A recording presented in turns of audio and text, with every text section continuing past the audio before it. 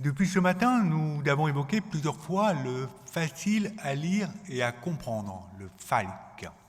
Mais on ne sait pas toujours ce que ça représente, ni comment s'y prendre pour pouvoir produire et diffuser des documents en FALC.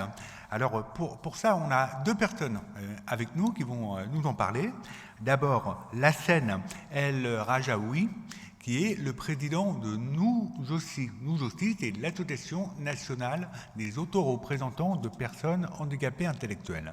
Et donc la scène, il est disponible ce matin pour nous dire un mot sur l'importance du FALC dans la vie quotidienne des personnes et en particulier au moment des élections. Et juste après lui, c'est Bruno Le Maire, qui est un administrateur de l'UNAPI, qui va lui nous expliquer comment faire lorsqu'on veut diffuser un document en PALC et pour que les candidats aux élections sachent vers qui se tourner et comment s'y prendre. Merci beaucoup Lassène d'être avec nous ce matin et tu as la parole. Bonjour Jérémy, bonjour à toutes et à tous. Lassène Radjaoui, travailleur en ESAT et président du conseil de vie sociale dans l'API du Valencinois. Et je laisse tout ce qui concerne le FALC, je laisse Bruno en parler. Il pourra en parler mieux que moi.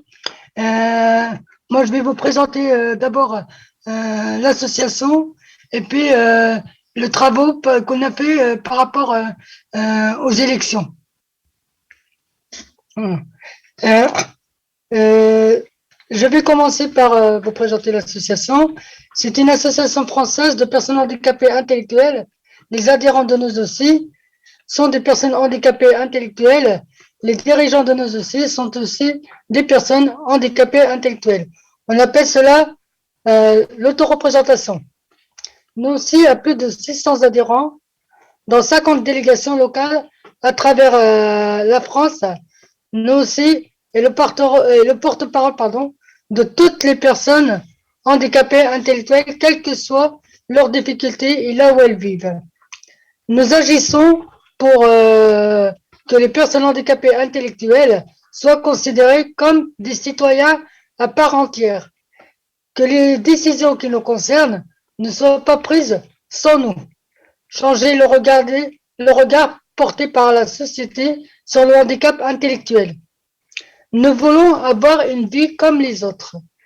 Vivre en appartement si nous le souhaitons, avoir des amis, vivre en couple, fonder une famille, travailler en milieu ordinaire si nous le souhaitons, faire les formations que nous souhaitons, faire du sport ou avoir des loisirs, se déplacer librement, pouvoir avoir les informations qui nous sont nécessaires pour pouvoir voter ou pouvoir se présenter dans les conseils municipaux, faire du bénévolat, etc. Notre slogan, rien pour nous, sans nous. Dernièrement, notre projet citoyen porté sur l'accessibilité au droit de vote, projet mené avec l'appui de la fédération Ancréaille et soutenu par l'UNAPUI, un projet qui s'appelle Le droit de vote, c'est maintenant. Le 9 novembre 2018, notre association d'autoreprésentants nous aussi a organisé son congrès annuel sur la thématique du vote des personnes en situation de handicap intellectuel.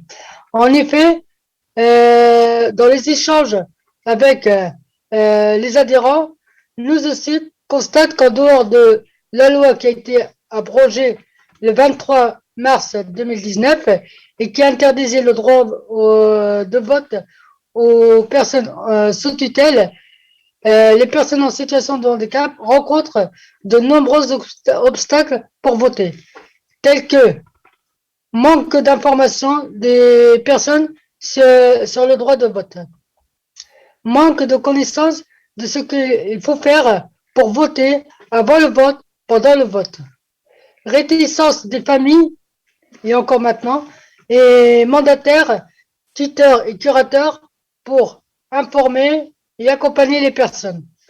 Manque de compréhension des messages des candidats aux élections, etc. Le dispositif actuel ne permet pas aux personnes en situation de handicap intellectuel de comprendre la vie politique et d'être autonome pour aller voter. Tel est le résultat d'une enquête menée par notre association au travers de la première étape de notre projet. Conclusion, il y a de nombreux obstacles pour accéder de manière effective au vote. Nous avons également réalisé un guide totalement facile à lire et à comprendre, PALC, qui s'appelle Le vote pour tous, et qui est en vente par commande à nous aussi. Enfin, nous avons réalisé une application qui s'appelle aussi Nos droits aussi, pardon, téléchargeable gratuitement sur Apple et Android. Pour conclure, rendre le vote accessible est un premier pas nécessaire à la participation de ces personnes à la vie de la cité. Mais l'accessibilité ne doit pas résumer seulement permettre le vote dans de bonnes conditions. L'accessibilité, c'est aussi donner la possibilité à une personne d'avoir accès aux mêmes choses que les autres.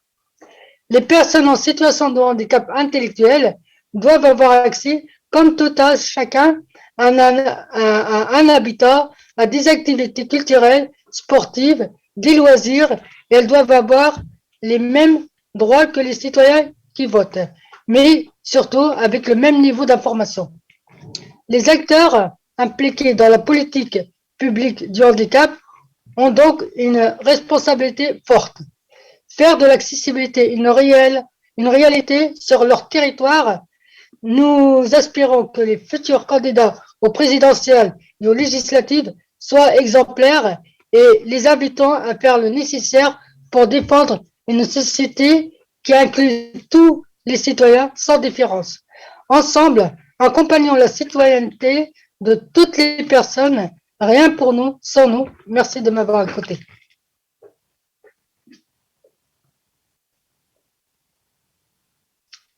Voilà.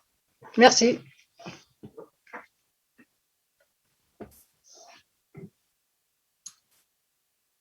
Bon, Jérémy, je vais prendre le relais.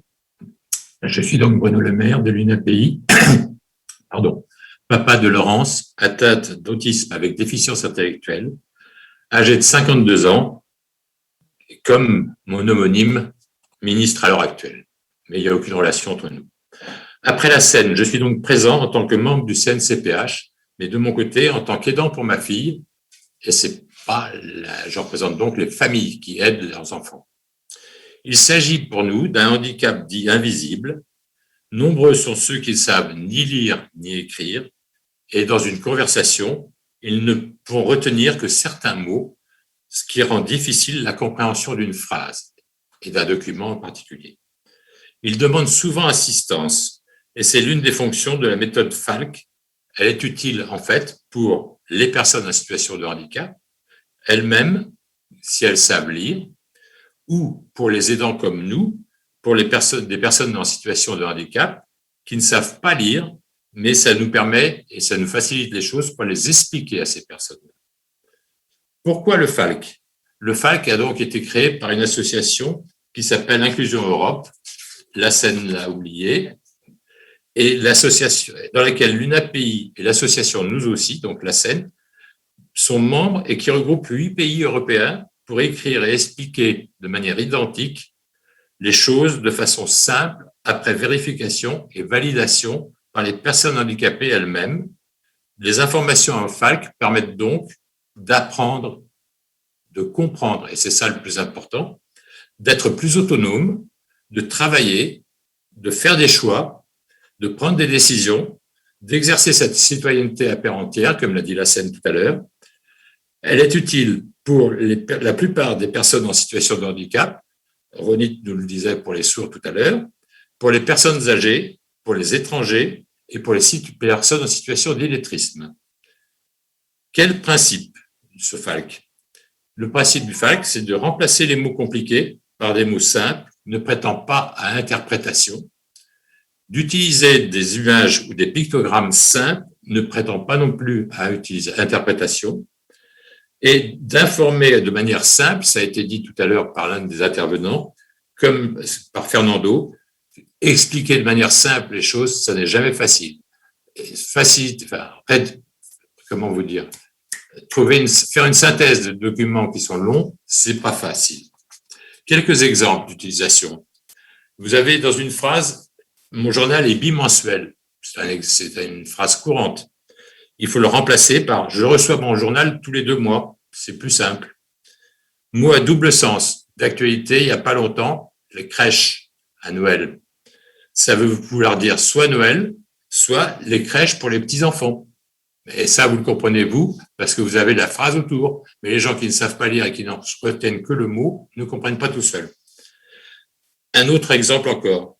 Père, ça, vous le comprenez parce que ça vous le lisez, soit P, E accent grave, R-E, ou P-A-I-R, mais, ou P-A-I-R-E, mais quelqu'un qui ne sait pas lire ne le voit pas. Et en plus, ne prenant que le mot tout seul, c'est incompréhensible.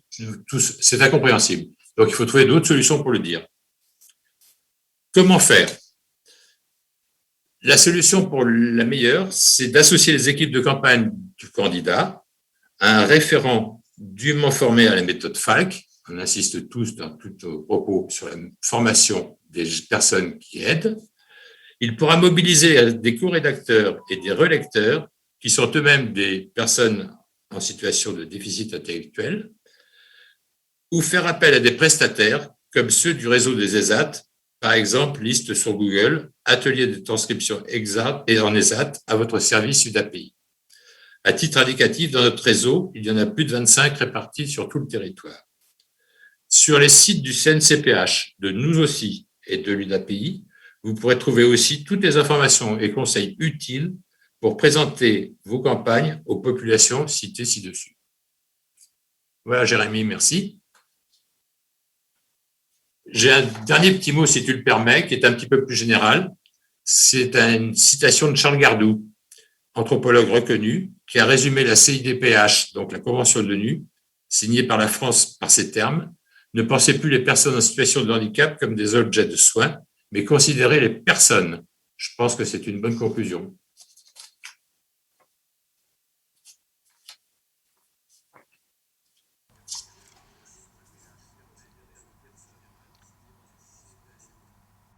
Merci. Merci beaucoup, Laten et Bruno.